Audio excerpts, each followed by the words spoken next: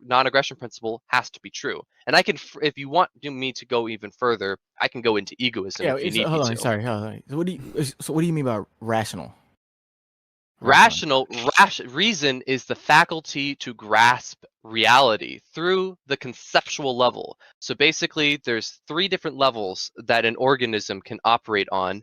It's basically the sensual level, which is basically like an amoeba or a single cell organism, basically just the sensation that existence exists.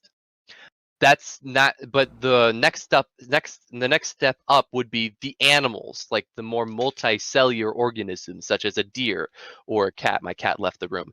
Or a cat. They operate on the perceptual level. Percepts are basically the way that they grasp existence is that they can see that there are certain things that exist, not just that existence exists, but certain things that we call entities in epistemology. Certain things exist as opposed to this separate other entity. On the conceptual level, that's where humans are. They have the power to abstract. They can see similarities. They could see certain entities that share a common denominator, something similar to them, that is what we call their essence, that they get to share, such as all flags have this sense of flagness. That's a flag right there, as opposed to a sock. A sock and a flag, these are concepts that we form so that we can differentiate them. And because we can formulate concepts, we can formulate and we can abstract. With the point of concepts is that we can take something that is concrete, like that entity right there, this entity, and then we can abstract away from it and find out that it is a flag. It's not just something, it is a flag. We can abstract. We have the ability to appraise the future. We have the ability to figure out and predict the future. The animals on the perceptual level can't quite do that. Us on the conceptual level, we can do that, which gives us the power to face alternatives. Now, this goes into the science of praxeology, which goes back to human action. Praxeology, hell yeah. I love anarcho-capitalism. Yes. Anyways, praxeology is the science of human action. Human action is purposeful behavior, the employment of scarce means towards desired ends. The reason that we have this ability to have purposeful behavior, to employ scarce means towards desired ends that we choose, is because we can ascertain, we can appraise the future through the conceptual level. We can predict the future. We can see that there are certain alternatives that we have to face. Animals on the perceptual level, they operate off of instinct. They are automatic. And therefore, they don't have to deal with ethics. They don't have to deal with how they ought to act because how they act is automatic. Humans do not act automatically. We have free will. We have to choose how to act. That is within our choice. I can go out and stab somebody. That is within my free will. I can go out and buy an ice cream. I can shut off this computer and go to bed. It's all within my reach. Nothing is on the human action level. Nothing is automatic. It's all by choice. And because we have this faculty of choice, human action, we have to figure out what is the correct action. How do we ought to live? Should we live happy? Should we live for others? Is there any way to say what is true or not true and how we ought to act? These are the questions that we have to grasp. It's called ethics, how we ought to act. Why am I talking about? I lost the plot. Yeah, hold on. Okay, that was really good. Okay, hold on. Let's just keep it here. All right. So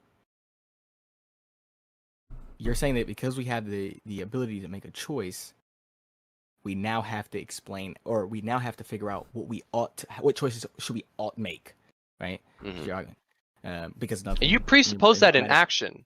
Every action that you take, you presuppose that you ought to take it. Because if you didn't presuppose that you ought to take it, then you wouldn't have acted. You act to have done that. Yeah, you act because you. And said I should have done that. You act because you're in. You believe.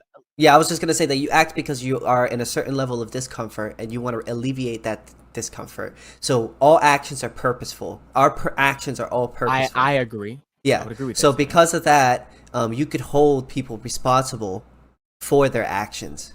and for what they do, because they choose the things the actions in which they employ. Animals, you can't really do that because an animal doesn't understand the ramifications of the things in which it does the same way as a human can. An animal operates automatically, specifically. Okay, so okay, hold on. Okay, look. Look, I love this topic. It's my favorite topic. I don't know if I want to do this.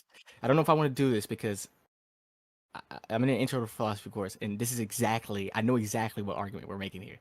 This is it. But I don't know if I want to get into like a hard determinism argument while we're talking about anarcho-capitalism. I don't know if I want to do this. No, it's actually If you're cool important with doing because that, if you then believe in determinism, then you cut the root off of ethics. moral Ethics deals responsibility with in how we general, ought to right? act. But if we act automatically, then the issue of ethics do not apply. So if you're a determinist, we need to fix that. Okay. You think that with determinism, there is no ought to act a certain way. Yeah. Which is ethics. Which is okay. I would agree. Hence why I'm like a moral anti-realist in a sense, because none of these things seem to be, there's no objective. You said you need to, for ethics, you need to make an action that you ought do that is universal to all men. But you can make this claim and you can say what you want to say, but I'm wondering, how do you reconcile this with another individual who disagrees with you about an ought that is universal to all men? Where is the truth here? Where's the true statement there? Which one of you guys are true when you make an ought claim?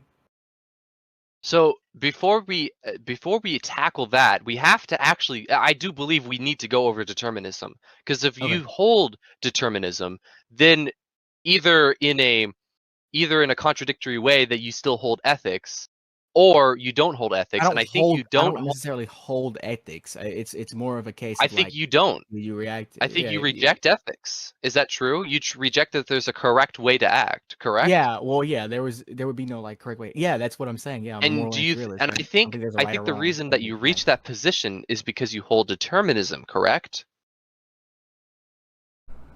I feel like For example, like if you believed in believe free that, will, I wouldn't believe in objective morality.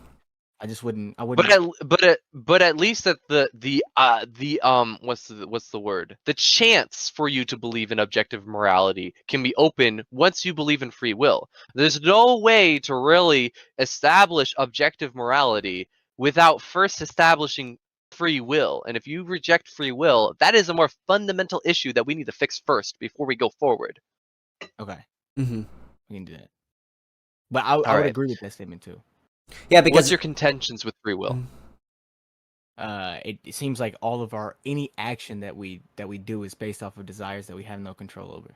They're all determined by everything that is around us. Same with nature. I can give you an if then deductive argument if you want me to, and then we can go through the premises and see. How did you come to the conclusion that we're controlled by our desires instead of us controlling our own desires? Because I've never encountered anything I've never heard of being able to control your desires. I used to be a determinist, so I highly relate to you, okay? And I believe that, like, how I came to determinism at first was basically because I saw the world, and like if you hit a billiard ball on a pool table, if you hit it in the exact way, in the exact same condition at exactly the same time, the first ball hitting the second ball, everything will be the exact same mechanistically. This just seems like this is how reality works. Like, if like just the laws of physics, if everything is put into place in the exact same way, it'll be the exact same outcome every time.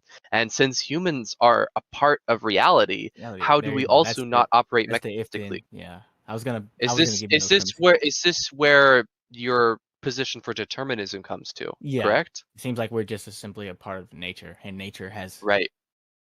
And so here's how I can fix this, okay? A billiard ball is when the first ball hits the second ball in a pool table, and the second ball then goes into motion. The second ball didn't go into motion by the cause of the first motion.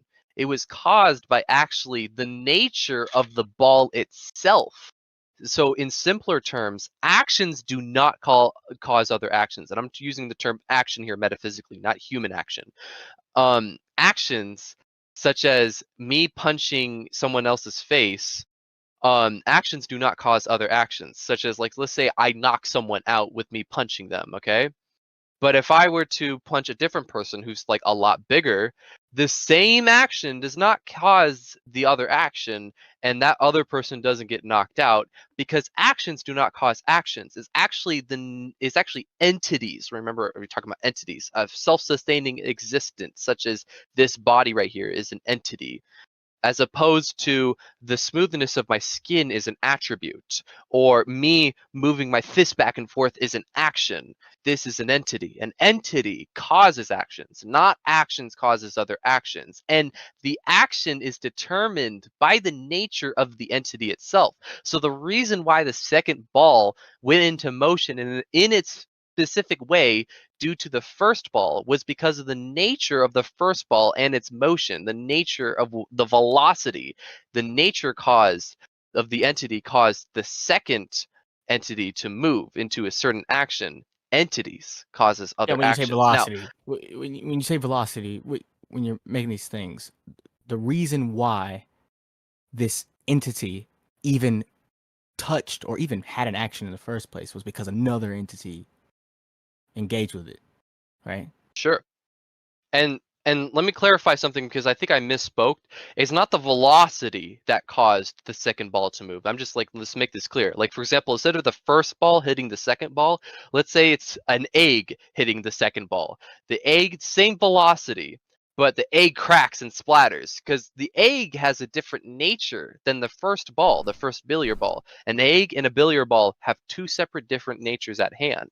And so they cause different actions based on their nature. So I'm clarifying that it's the nature of an entity that causes, that produces the kind of action that we see from entities. And this now, like, if you're ready, I'm going to apply this to humans. Okay. You ready?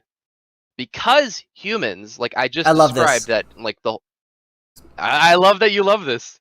Because humans, as I just described, necessarily have to have the ability of choice because we operate on the conceptual level. We're the beings with the capacity to reason. Our actions has the nature of free will because it's within our nature to have free will. We do not violate the law of cause and effect. We do not violate it. Like, my actions is a cause of me. I am the cause of my actions. The problem in a lot of like physics and philosophy classes is that they hold a mechanistic theory of causality, that actions cause other actions, that the whole universe is a chain of actions caused by other actions, chain, all the way like either eternity or to like a prime mover, and we call that God. No, this is a false theory because actions and do not cause other actions. There's no chain of actions causing other actions. Entities cause actions. Entities cause actions.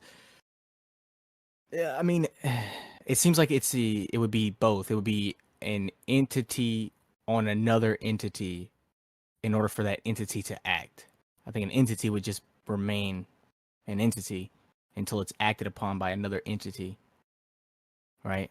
Remember my entity is billiard gonna ball need to be acted upon. example? We know that it cannot be actions that cause other actions, because if I were to replace the first billiard ball with an egg, it's not going to make the second billiard ball move in the same way. The egg is going to crack and splatter on the second billiard ball because the egg has a different nature, which produces a different outcome, a different effect. So it's not that effects cause different effects, not actions that cause different actions, but causes are the cause of an effect. Entities Hold on. are actions comes from entities.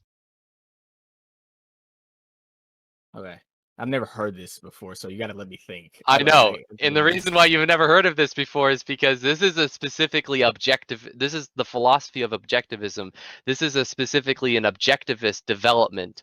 The whole discussion about free will, whether it's the indeterminist position, the compatibilist position, the determinist position, all these throughout the history of philosophy, all the way back to ancient Greeks with the atomists, have been plagued by this theory called the mechanistic theory of causality, which is false. And it was up until basically, as I discovered, objectivism is the first one to actually come up with the correct theory. And it's really not that easy to understand, because I easily fell into determinism myself.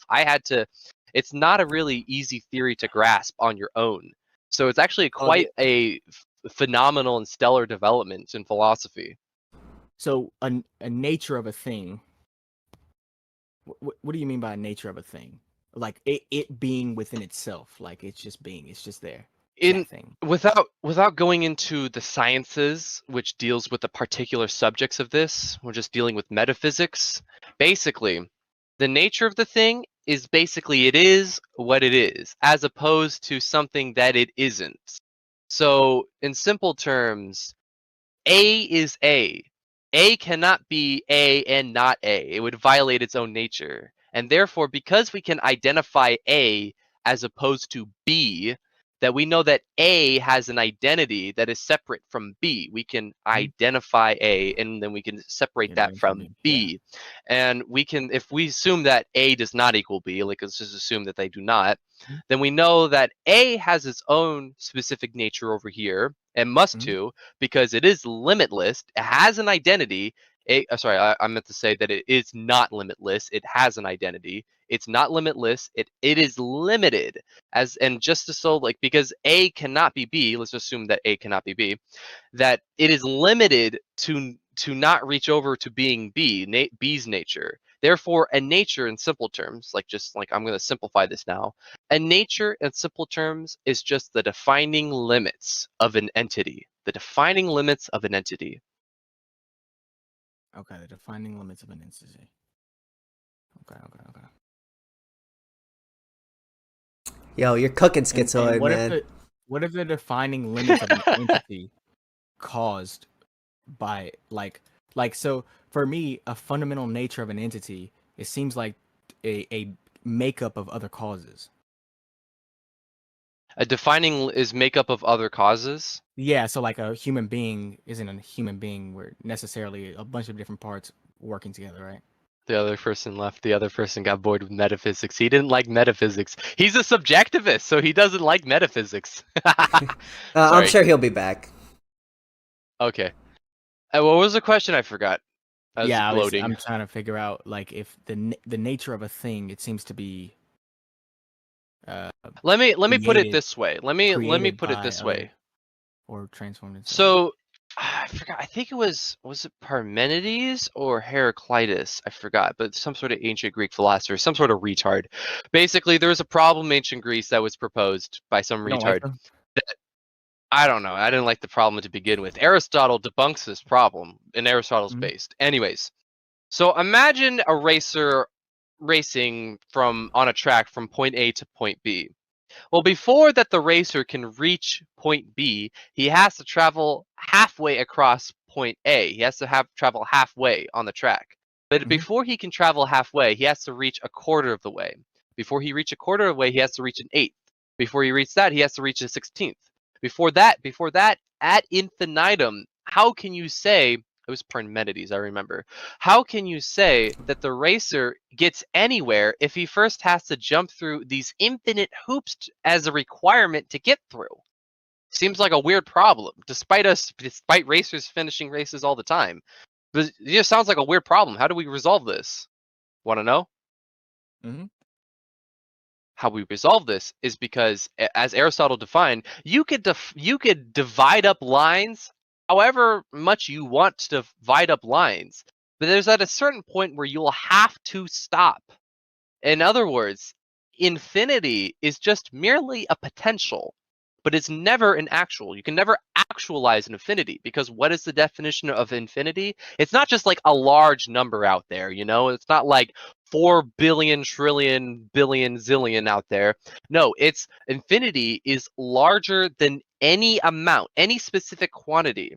Therefore, it cannot have an identity because it cannot be actualized. It cannot be there. It's larger than any amount. Therefore, it is outside anything. There's nothing outside everything. Everything is inside existence. Infinity implies something beyond that.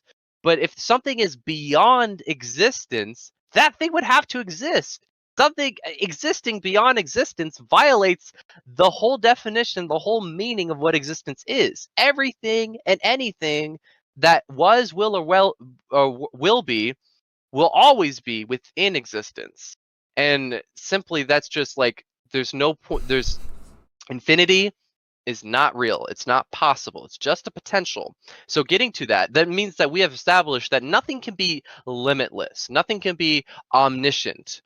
Which side tangent, that disproves God, but we won't upset the Christians here. Because things are necessarily limited, they have to have an identity, which is their nature. As I just said, the nature of something is simply just the defining conditions of what it's limited to do. Wow. Does that make sense? Let him cook. I gotta go pee really badly. I'll be right back. All right. That's pretty interesting. Camille, do you have anything to say about that? No, I'm thinking.